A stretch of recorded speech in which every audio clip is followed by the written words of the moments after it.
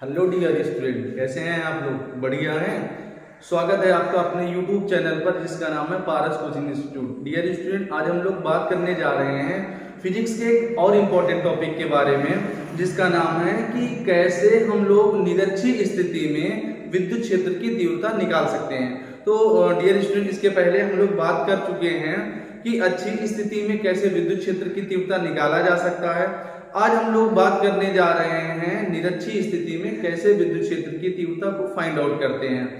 Dear student, यहाँ पर मैं आपको एक बात और बता दूं कि विद्युत क्षेत्र की जो तीव्रता होती है उसको निकालने के दो तरीके होते हैं, एक अच्छी स्थिति में, दूसरा निरक्षीय स्थिति में। तो अच्छी स्थिति में जब भी विद्युत क्षेत्र की तीव्रता निकालते हैं तो ये चाहे निरक्षीय स्थिति में चाहे अच्छी स्थिति में, ये जो डेरिवेशन है ये हमेशा बोर्ड के पेपर में लॉन्ग में आता है। तो चलिए फटाफट हम लोग सीख लेते हैं निरक्षीय स्थिति में कैसे विद्युत क्षेत्र की तीव्रता को फाइंड आउट करते हैं। देखिए यहाँ पर, तो सबसे पहले हम यहाँ पर ले लिए हैं विद्युत द्विध्रुव ले लिए हैं। यहाँ पर ए और बी एक विद्युत द्विध्रुव है जो इस ए और बी विद्युत द्विध्रुव को निर्वात या वायु माध्यम में रखा गया है। इसके ए सिरे पर हमने यहाँ पर चार्ज रख दिया, क्या, प्लस क्यू आवेश रख दिया। यहाँ पर बी सिरे पर क्या रख दिया, माइनस क्यू आवेश रख दिया। बीच की दूरी यहाँ पर L और L मिलाकर के 2L है। तो विद्युत द्विध्रुव की जो परिभाषा होती है वो ये होती है कि कोई ऐसा निकाय जिसमें दो समान किंतु विपरीत आवेश परस्पर 2L दूरी पर होते हैं वो कहलाता है विद्युत द्विध्रुव। अब हम लोग निरक्षीय स्थिति के बारे में बात करते हैं। इसके पहले जो हमने डेरिवेशन बताया था उसमें बताया था कि अगर इस पर से डॉट डॉट डॉट करके अक्ष बना दे तो यहाँ पर कोई बिंदु लिखें तो वो हमारी अच्छी स्थिति है। अगर हम इसके मिड पॉइंट से एक r डिस्टेंस पर एक पॉइंट ले लें, ये पॉइंट है P। अब ये जो P पॉइंट है, यही P पॉइंट पर हम लोग को विद्युत क्षेत्र की तीव्रता फाइंड आउट करना है। इस स्थिति को, निरक्षीय स्थिति को एक और नाम देते हैं अनुप्रस्थ स्थिति या समद्विभाजित स्थिति। ये जो हम डाले हैं ये एक लंब है, ठीक है। तो डियर स्टूडेंट, चलिए इसका जो हमने फिगर बनाया एक बार फिर से समझ लेते हैं। ए बी एक विद्युत द्विध्रुव है जिसके ए सिरे पर प्लस क्यू आवेश है, बी सिरे पर माइनस क्यू आवेश है और इसके बीच की दूरी 2L, L और L मिलाकर 2L है। विद्युत द्विध्रुव के मध्य बिंदु O से R दूरी पर, यहां से देख लीजिए ये टोटल जो डिस्टेंस है वो R है। R दूरी पर एक बिंदु P है और इस बिंदु P पर हमको निकालना है विद्युत क्षेत्र की तीव्रता। इस स्थिति को हम लोग बोलते हैं निरक्षीय स्थिति या समद्विभाजित स्थिति या लंबात्मक स्थिति या अनुप्रस्थ स्थिति। तो यहाँ पर हम देखते हैं ये लाइन को हमने थोड़ा सा ऐसे बढ़ाया, कहां तक लेके गए, यहाँ तक लेके गए, इस यहाँ तक। प्लस क्यू के कारण P पर विद्युत क्षेत्र की तीव्रता E1 है, माइनस क्यू के कारण P पर विद्युत क्षेत्र की तीव्रता क्या है, E2 है। अब यहाँ से देख लेते हैं ये और ये सेम एंगल है, सेम डिस्टेंस भी है, इसका एंगल थीटा, तो यहाँ थीटा बना लेगा, ये थीटा है तो ये थीटा बना देगा। अब ये जो विद्युत द्विध्रुव के कारण जो E है ये क्या है, ये टोटल विद्युत क्षेत्र की तीव्रता है। इस E की वैल्यू जो होती है, इस E की वैल्यू अगर हम फाइंड आउट करते हैं तो ये होता है E1 cos थीटा प्लस यहाँ से E2 cos थीटा, यानी E1 cos थीटा और E2 cos थीटा के योग को हम लोग बोलते हैं कुल विद्युत क्षेत्र की तीव्रता। तो चलिए हम लोग इसका डेरिवेशन कर लेते हैं। तो सबसे पहले हमको ये पता होना चाहिए कि विद्युत क्षेत्र की तीव्रता का मेन फार्मूला क्या होता है। विद्युत क्षेत्र की तीव्रता का मेन फार्मूला होता है E बराबर 1/4 पाई एप्सिलॉन नॉट। यहाँ पर लिखा जाता है चार्ज, यहाँ पर लिखते हैं चार्ज और यहाँ पर लिखते हैं जो डिस्टेंस होता है वो लिखते हैं डिस्टेंस, और यहाँ पर डिस्टेंस का क्या कर लेते हैं, स्क्वायर कर लेते हैं। तो अगर कोई विद्युत क्षेत्र की तीव्रता का तुमको मेन फार्मूला पूछे कि विद्युत क्षेत्र की तीव्रता का आप फार्मूला बताइए, जनरली अच्छी और निरक्षी को भी छोड़ दीजिए, तो इसका जो मेन फार्मूला होता है E बराबर 1/4 पाई एप्सिलॉन नॉट Q यानी चार्ज और ये R है, R डिस्टेंस है, इसका स्क्वायर होता है। तो चलिए सबसे पहले हम यहाँ से प्लस Q के कारण बिंदु P पर निकाल लेते हैं विद्युत क्षेत्र की तीव्रता। तो सबसे पहले हम लिखेंगे प्लस Q आवेश के कारण, प्लस Q आवेश के कारण बिंदु P पर वैद्युत क्षेत्र की तीव्रता, वैद्युत क्षेत्र की तीव्रता। अब इस बिंदु पर विद्युत क्षेत्र की तीव्रता निकालते हैं। P पर किसके कारण निकालेंगे? Plus Q। तो प्लस Q के कारण विद्युत क्षेत्र की तीव्रता हमने माना है, वो क्या माने हैं? E1 वेक्टर इक्वल टू, अब देखिए विद्युत क्षेत्र का मेन फार्मूला क्या होता है? विद्युत क्षेत्र का मेन फार्मूला होता है 1/4 पाई एप्सिलॉन नॉट। अब यहाँ पर जो हमने चार्ज लिया, यहाँ पर प्लस Q लिया, प्लस Q चार्ज लिया अपॉन डिस्टेंस। अगर हम यहाँ से डिस्टेंस इसको फाइंड आउट करें, इसकी यहाँ से यहाँ तक जो डिस्टेंस है वो डिस्टेंस है A से P, यहाँ से हो जाएगा AP²। अब इसकी हमको दिशा बताना है, दिशा क्या होगी? A से P की ओर, यहाँ से लिखेंगे A से P की ओर। अब कैसे, ये देख लीजिए ध्यान से, ये जो हमने इसका एरो का साइन बनाया है वो हम डायरेक्शन लेते हैं A से P की तरफ लेते हैं, तो A से P की ओर ले लेते हैं। इसको हम मान लेते हैं इक्वेशन नंबर फर्स्ट मान लेते हैं। अब हम इसके कारण लेंगे माइनस Q, तो यहां से लिखेंगे माइनस Q आवेश के कारण, माइनस Q आवेश के कारण बिंदु P पर वैद्युत क्षेत्र की तीव्रता, वैद्युत क्षेत्र की तीव्रता। तो इस पर अगर हम वैद्युत क्षेत्र की तीव्रता निकालें P पर किसके कारण? माइनस Q के कारण। तो माइनस Q के कारण विद्युत क्षेत्र की तीव्रता कितनी है? E2 है, तो E2 इक्वल टू, फार्मूला देख लीजिए फिर वही होगा, फार्मूला होगा 1/4 पाई एप्सिलॉन नॉट। अब हमने जो चार्ज लिया है यानी आवेश माइनस Q बटे बीच की दूरी क्या है? B से P लेंगे, तो यहाँ से लिखेंगे BP², और जो दिशा होगी वो होगी B से P की ओर, B से P की ओर। अब यहां से डियर स्टूडेंट देखिए, यहां पर जब प्लस Q था तो जो ये डायरेक्शन जा रही थी फॉरवर्ड डायरेक्शन में जा रही थी, लेकिन जैसे माइनस है तो यहां से रिवर्स आएगी यानी अपोजिट डायरेक्शन पर आएगी। तो अगर हम यहाँ पर साइन बदलना चाहें, अगर P से B आए तो यहाँ ये जो माइनस है ये क्या हो जाएगा? प्लस, क्योंकि वेक्टर का जो नियम होता है अगर हम डायरेक्शन चेंज करते हैं, डायरेक्शन चेंज करने के बाद उसमें जो साइन होता है वो माइनस का होता है। तो अगर हम यहाँ से देखें E2 vector equal to 1/4 pi epsilon naught, और यहाँ से माइनस अगर हटा दें तो अगर डायरेक्शन हम यहाँ से क्या करें? P से B उल्टा जाएंगे, P से B की ओर करें, तो अगर P से B की ओर करेंगे तो यहाँ से आएगा प्लस आएगा, Q अपॉन कितना आएगा? BP²। इक्वेशन नंबर कितना हो जाएगा? 2। तो अगर हम यहाँ देखें कि फर्स्ट इक्वेशन में प्लस Q के कारण विद्युत क्षेत्र की तीव्रता E1 है 1/4 pi epsilon naught Q upon AP। Second के कारण E2 है तो 1/4 pi epsilon naught Q upon कितना आएगा? BP आ जाएगा। चलिए अब हम A और B दोनों के कारण निकाल लेते हैं, यानी वैद्युत क्षेत्र की तीव्रता, यानी लिखेंगे वैद्युत द्विध्रुव के कारण, वैद्युत द्विध्रुव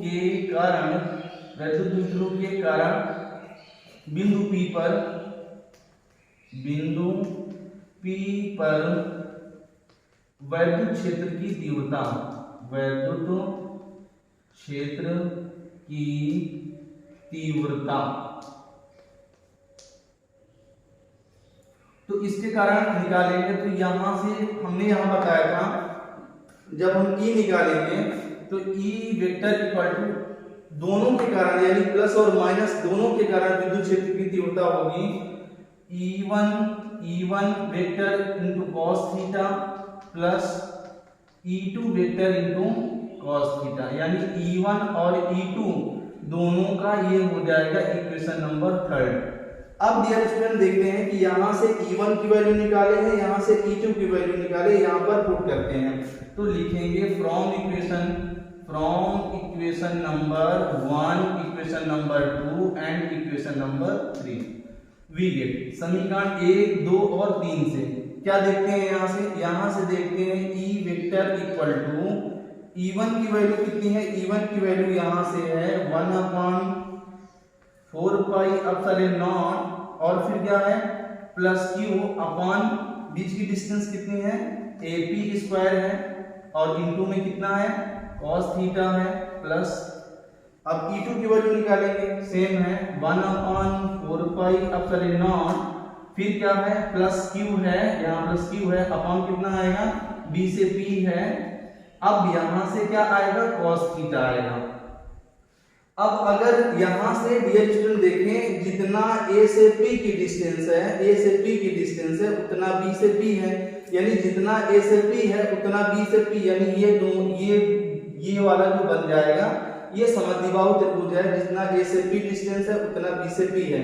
तो अगर हम यहां से लिखें सिंस A से P की डिस्टेंस B से P की डिस्टेंस से इक्वल है तो जहां AP है वहां BP लिख सकते हैं या जहां BP है वहां पर AP लिख सकते हैं। तो कितना आएगा तो यहां से आएगा E vector equal to 1/4 pi epsilon naught Q upon यहां से कितना आएगा AP स्क्वायर आ जाएगा प्लस AP स्क्वायर। अब यहां से एक चीज और छूट रहा है cos थीटा प्लस यहां से देखते हैं 1/4 पाई एप्सिलॉन नॉट फिर आगे देखते हैं प्लस क्या आ जाएगा Q अपॉन BP की जगह में हम क्या लिख सकते हैं AP लिख सकते हैं square into cos theta. Dear student अगर हम यहां से देखें E vector equal to same चीज लिखा है 1/4 pi epsilon naught Q upon AP cos theta 1/4 pi epsilon naught Q upon AP cos theta same चीज है यानी एक बार यहां है एक बार यहां है। इसको हम कंबाइंड फॉर्म में दो बार लिख सकते हैं 2 × 1/4 पाई एप्सिलॉन नॉट फिर क्या आ जाएगा Q अपॉन कितना आएगा AP इनटू में कितना आएगा AP square into cos theta. This is equation number 4 equation number 4 आ गया। अब हम फिगर से फिर से देख लेते हैं इसके बारे में अगर हम सॉल्व कर लेते हैं तो कैसे होगा।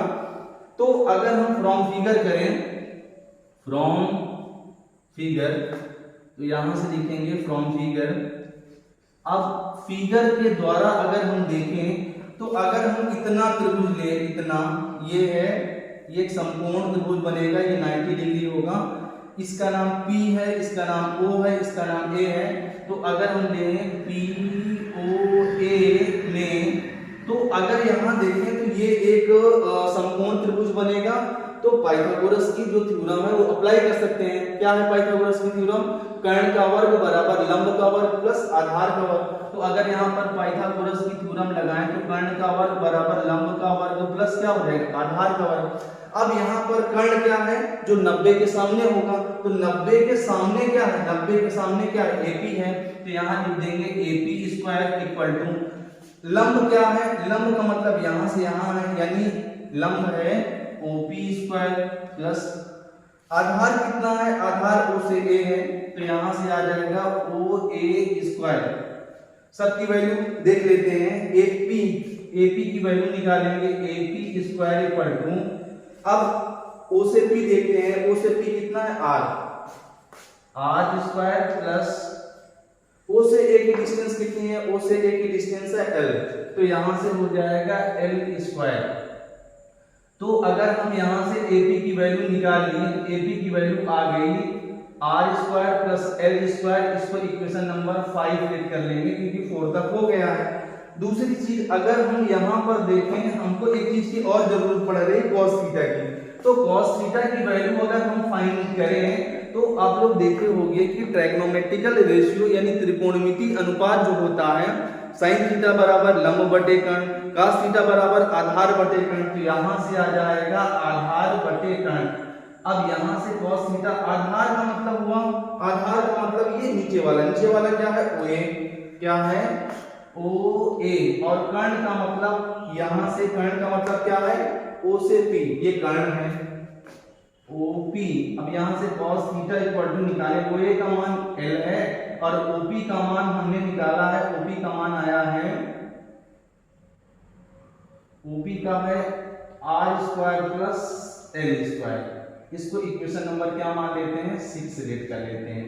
अब डियर स्टूडेंट इस वाले इक्वेशन में 4 वाले में AP की वैल्यू और cos की वैल्यू यहाँ पर भर देते हैं, तब क्या होगा, यहाँ से लिखेंगे from equation number 4, equation number 5 and equation number 6। 4, 5 और 6 से होगा क्या, यहाँ से होगा E वेक्टर इक्वल टू 2 बाहर है, फिर क्या लिखा है 1/4 पाई और आगे से क्या है Q अपॉन AP की वैल्यू अभी निकालें, AP स्क्वायर की वैल्यू है R square plus L square, तो यहाँ लिख देंगे R square plus L square into, अब cos थीटा चाहिए तो cos थीटा की वैल्यू निकालेंगे, cos थीटा की वैल्यू निकालें L अपॉन कितना है, L अपॉन क्या है, अगर हमको cos थीटा की वैल्यू निकालेंगे तो यहाँ पर एक चीज छूट रहा है, O से P है, अब हमको AP चाहिए तो यहाँ पर रूट लग जाएगा AP वाले में, तो यहाँ पर हो जाएगा रूट के अंदर R square plus L square. ठीक, अब यहाँ से और सॉल्व कर लेते हैं, E वेक्टर इक्वल टू, अगर 2 का मल्टीप्लाई करें 2 का 1 में 2 1 जा 2 QL, तो यहाँ से हो जाएगा 2QL अपॉन कितना आएगा 4 पाई एप्सिलॉन नॉट, और यहाँ से अगर हम देखें, यहाँ से देखें तो यहाँ से देखें अंडर रूट के अंदर है, तो ये जो हाफ लगा है ये रूट के अंदर है, R square plus L square आधा ये घात है, R square plus L square एक घात और आधा घात, अगर यहाँ से देखें तो यहाँ से आ जाएगा R square plus L square, ये पूरे की पावर कितनी हो जाएगी 3/2 हो जाएगी। इसको इक्वेशन नंबर क्या लेट कर लेते हैं 7 कर लेते हैं, थोड़ा सा रफ करना पड़ेगा डियर स्टूडेंट, फिर से एक बार देख लेते हैं फिर आगे बताते हैं। तो पहले प्लस क्यू आवेश के कारण विद्युत क्षेत्र की तीव्रता ये है, माइनस क्यू आवेश के कारण विद्युत क्षेत्र की तीव्रता ये है, विद्युत द्विध्रुव के कारण विद्युत क्षेत्र की तीव्रता ये है। फिर हमने क्या किया कि E1 और E2 की वैल्यू यहाँ पर पुट किया, तो E1 और E2 की वैल्यू यहाँ पे ये आ गया। फिर हम देखते हैं कि जितना A से P की डिस्टेंस है सेम डिस्टेंस B से P है, तो A से P और B से P इक्वल है, तो जहां BP था वहां AP लिख दिए। सेम चीज दोनों बार 2 बार है तो 2 बार हम बाहर कर दिए वही लिख दिए। अब फिगर से हमने क्या किया कि AP की वैल्यू निकाल लिया और cos थीटा की वैल्यू निकाल लिया। cos थीटा यहाँ जो है ये है A से P, AP होगा, तो AP हो जाएगा यहाँ पर। अब इसके बाद हमने क्या किया कि AP वाले में यहाँ से अगर AP की वैल्यू निकालें तो स्क्वायर लगा तो अंडर रूट लग जाएगा, ये कर लिए। दोनों की वैल्यू यहाँ पर भर दिए, इतना आ गया। अब इसके आगे हम क्या करते हैं, इसको थोड़ा सा रफ करना पड़ेगा, इसको हम रफ कर देते हैं।